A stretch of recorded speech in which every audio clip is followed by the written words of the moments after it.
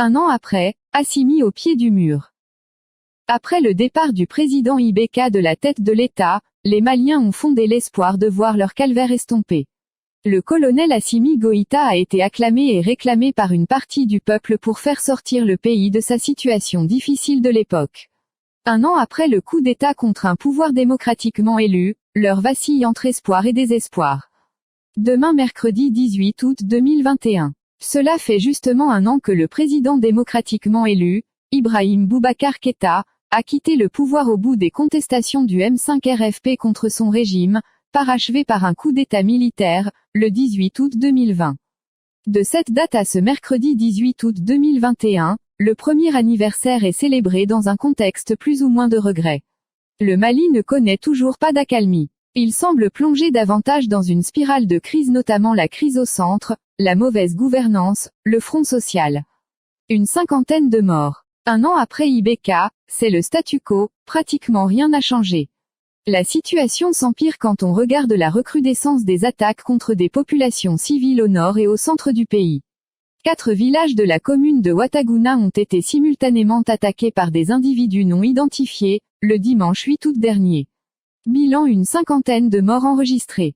À cela, il faut ajouter l'interdiction faite par les groupes armés non identifiés, aux populations de nombreux villages des cercles de Douentza et de Koro, habitantes le long de la frontière avec le Burkina Faso, de pratiquer des travaux champêtres en cette période hivernale.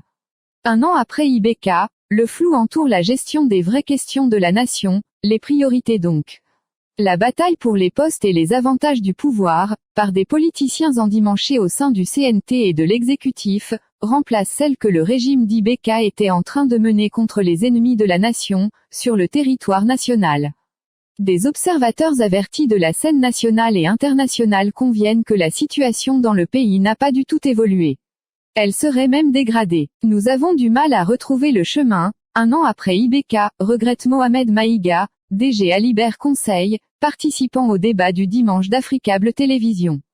Sur le plateau de la chaîne du continent, les intervenants ont presque déclaré que le temps a donné raison au régime déchu en août 2020, sous l'œil vigilant du célèbre journaliste animateur du débat, Sékou Tangara.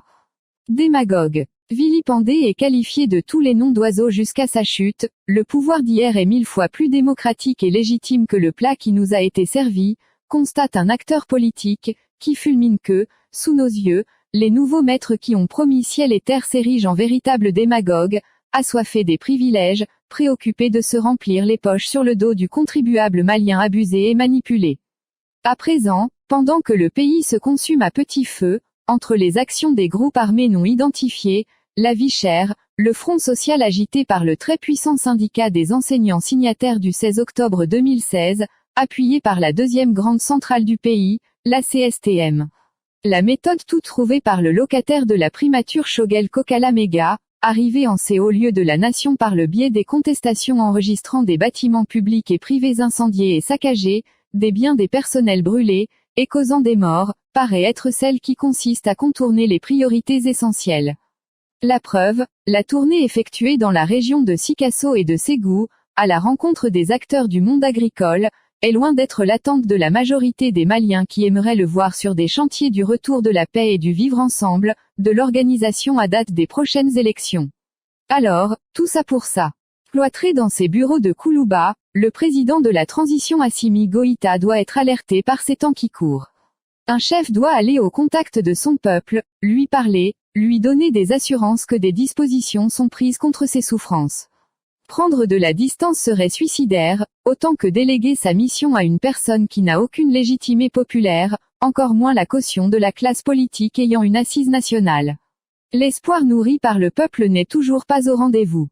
Avant que le réveil ne soit brutal au sommet de l'État, il est important de méditer ce proverbe de Marie-Josée Thériault, écrivain française, chroniqueuse littéraire, éditrice, danseuse et chanteuse, un pouvoir partagé, c'est un pouvoir décru. Et Jacques Chirac, ancien président français, de le confirmer, le pouvoir ne se partage pas. Une évidence. Source, l'Observatoire.